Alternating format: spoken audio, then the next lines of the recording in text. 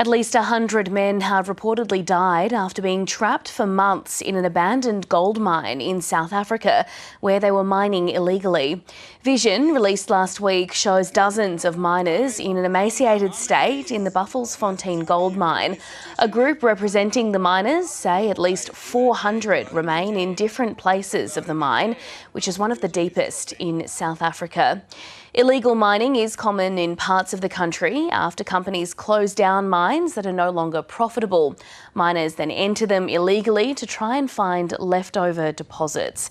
Police have launched a crackdown on illegal miners and had initially blocked supplies of food and water to try to force them out and arrest them for illegally entering. But a judge last week ordered the government to help facilitate their rescue. Jessica Lawrence is the head of the Johannesburg Law Clinic with Lawyers for Human Rights, and she joins us now from Johannesburg. Jessica, thank you so much for your time. So we've seen these reports of around 100 illegal miners dying in this mine. What do we know about what they were doing there and how long they'd been there? Good day, Melissa. Thank you for having me on the show. Our instructions from the community on the ground and our clients is that due to severely declining socioeconomic conditions, people within the Stilfontein community were forced by circumstance to descend deep into the mine at the Buffelsfontein gold mine, which, as you mentioned, is an abandoned mine, in an attempt to make a living through residue which is left over in the mine. As a result, the South African Police Services have implemented an operation which seeks to combat illicit mining.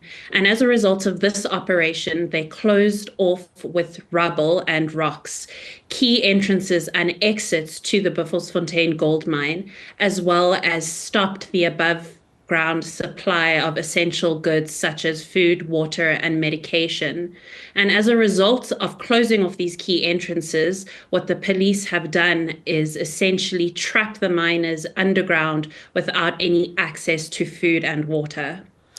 There's some pretty disturbing footage that's emerged from the mine area. Do we know if there are any survivors and how many people are still there? There are survivors, and as we've seen from the footage, the miners that are currently still alive underground are in incredibly distressed circumstances. We've seen from the footage that they are physically appearing to be starved and completely emaciated.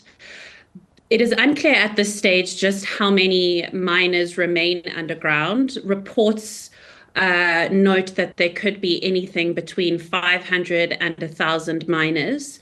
We know that some of the miners are in incredibly critical condition, and those are the miners that are being selected to be rescued first, now that the formal state rescue operations have commenced today. Yes, what do we know about this court-ordered government rescue?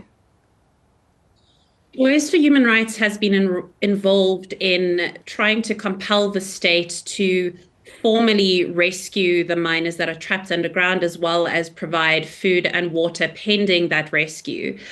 We have represented mining affected communities united in action, as well as some representatives of the community in multiple court actions, as well as a pending case brought against the state in our constitutional court.